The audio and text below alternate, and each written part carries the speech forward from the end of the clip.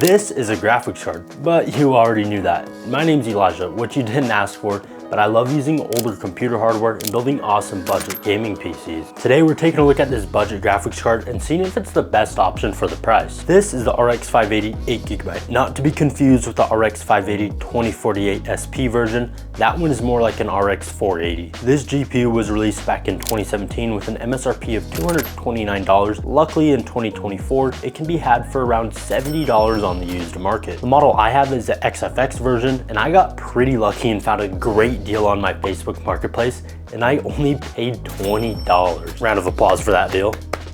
Here are all the specs of the card, like shading and texture mapping units, but really all you need to know, it's rocking 8GB of GDDR5 video memory and has a base frequency of 1257 MHz. It has a power draw of 185 watts and requires one 8-pin PCIe connector. Any 500 watt power supply will power this thing with no issues. Since this is a budget graphics card, most of the games I'm going to be testing are esports titles because they are easier to run, but at the end I will test it in games like Cyberpunk and Helldivers 2 just to see what this graphics card is capable of in 2024. Here's my testing system. It's pretty modest with an i9 14900K. Just joking, but quick shout out to Shane. You know who you are. He's the one that gave me this PC. I'm forever grateful for it, so thank you. This system is rocking an i5 12400F, which is a 6-core 12-threaded processor with a base speed of 2.5 GHz. The CPU is paired with 16GB of DDR4 memory, clocked at 3200 MHz, and all the games are installed on an MSI Spatium M470 Gen 4 1TB NVMe SSD. All right, let's get into testing right after a word from our sponsor. This video is sponsored by Super CDK. If you've built a gaming PC before, you've probably seen that watermark that's telling you to activate Windows. Or if you flip computers for profit, then you need to activate those builds as well. Instead of overpaying for a retail key, visit Super CDK down below. They have Windows 10 keys for as low as $17 and Windows 11 keys for as low as $22 when you apply the discount code SPLA. Whatever Windows version you end up going with, the discount code will save you at least $5. Once you get the key, activating it is super easy. You just copy and paste it into your window activation settings, click activate, and bam, you got rid of that watermark. Thank you Super CDK, and be sure to check out their links in the description. Before testing, I took apart the card, wiped off the old thermal paste. It actually wasn't even that old. I'm pretty sure I already cleaned this GPU, but better safe than sorry. I reapplied some Arctic MX6, put it back together, and then I installed the most up-to-date drivers, but other than that, the card was left completely stock. If you have one, you could overclock for a little extra performance. First benchmark was a 3D Mark Time Spy. This system scored 4,742, but more importantly, it had a graphics card score of 4,356, and it gives estimated FPS numbers. Like Battlefield 5 at 1440p Ultra, you'll get 45 plus FPS. So let's look at some actual FPS numbers, and I just want to apologize in advance. I had to record the monitor itself because for some reason my recording setup just got all messed up. First game I tested was X-Defiant. I had it at 1080p with the high preset. Now this is kind of a new game to me. I'm unsure of actually when it came out, but this is one of my first games on. Honestly, the game seems really optimized for older hardware, which is awesome, and it looks great too. We were able to average 119 FPS with a 1% low of 92. I followed that up with Rainbow Six Siege. I just ran the in-game benchmark, had it set at 1080p with the Ultra preset, and we were able to walk away with an average FPS of 162 and a 1% low of 118. So far, these benchmarks are looking really promising. Up next in Call of Duty Warzone Resurgence, this honestly surprised me, and I think that 8GB of VRAM is coming in clutch. I ran it at 1080p with the Ultra preset once again. Yeah, Ultra on a 7-year-old GPU. Now sure, we didn't get a 144Hz refresh rate experience, but you could definitely tweak the settings for more performance.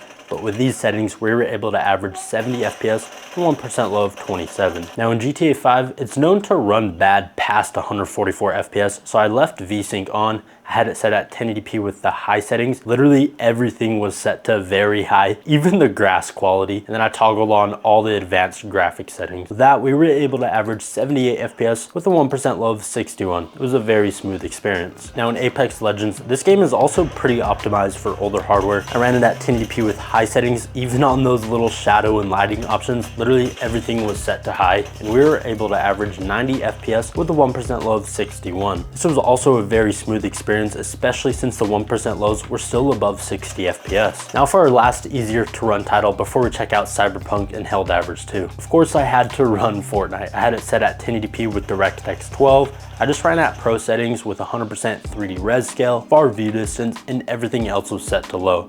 It doesn't look the best, but it could look worse.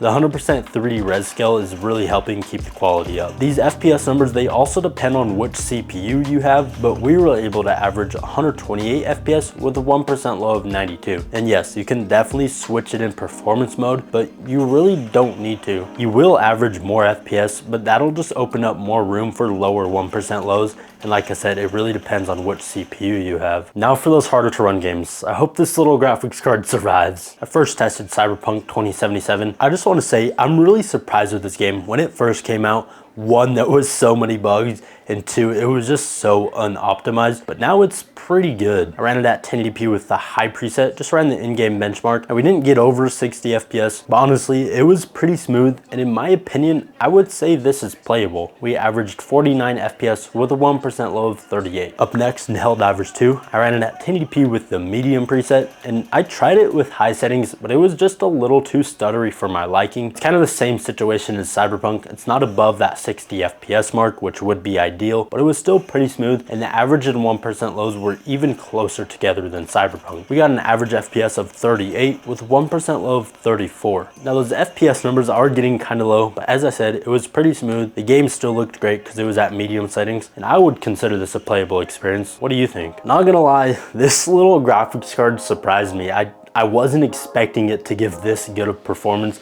especially since it's basically 7 years old now. This thing handled like every esports title I tested, and they were almost all at max settings other than Fortnite. They were all way above 60 FPS. This thing is a beast. Now, of course, you won't be playing the newest AAA titles, but as you've seen in Cyberpunk and Helldivers 2, I would say it's still playable. So if you're on a budget and you want to play any game out, I would say this is a good option to check out. Like I said, the FPS numbers are dependent on which CPU you have. I would recommend you buy a Ryzen 5 3600, a cheap B450 motherboard, and a 3600 MHz RAM kit. That setup will provide great performance for the RX 580 and will even allow you to upgrade to stronger GPUs like the RX 5700 XT if you want to stay on AMD. And heck, even GPUs like the RX 6600. Those recommendations will be linked below, and if you want to buy this exact RX 580, I'll have it listed for sale on my jawwood.gg page, which will also be linked below. Anyways, if you enjoyed this video, go ahead and smash that like button, subscribe if you loved it, and I'll catch you guys in the next one.